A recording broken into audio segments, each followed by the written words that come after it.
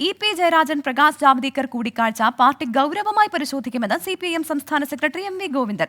പാർട്ടിയുടെ നെടും തൂണായ പിണറായിയെ മാറ്റുന്ന കാര്യം CPIM-ന് മുന്നിൽ ഇല്ലെന്നും സംസ്ഥാന സെക്രട്ടറി പറഞ്ഞു.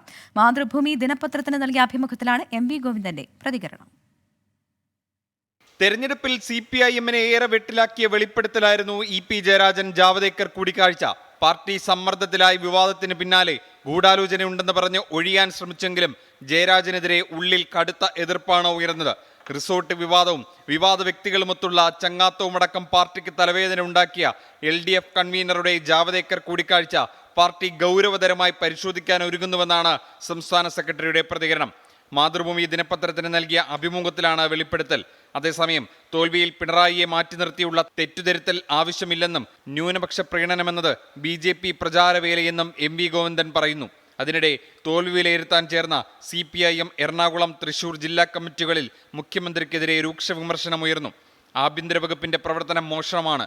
നേതാക്കളും ഭരണകർത്താക്കളും ബലം പിടുത്തം തുടർന്നാൽ ജനങ്ങൾ ഉപേക്ഷിക്കും. വിമർശനങ്ങളെ സഹിഷ്ണുതയോടെ കാണണമെന്നും എറണാകുളം ജില്ലാ കമ്മിറ്റിയിൽ നിർദ്ദേശമുയർന്നു. അതേസമയം തൃശൂരിൽ ക്രൈസ്തവ സഭകൾ BJPയെ പിന്തുണച്ചത് വിദേശ ഫണ്ടിന് വേണ്ടിയാണെന്ന് CPIM ജില്ലാ കമ്മിറ്റിയിൽ ആരോപണമുയർന്നു. വിദേശ ഫണ്ട് സ്വീകരിക്കുന്നതിനുള്ള വിലക്ക് നീക്കാമെന്ന് BJP ധാരണയുണ്ടാക്കിയെന്നാണ് ആരോപണം.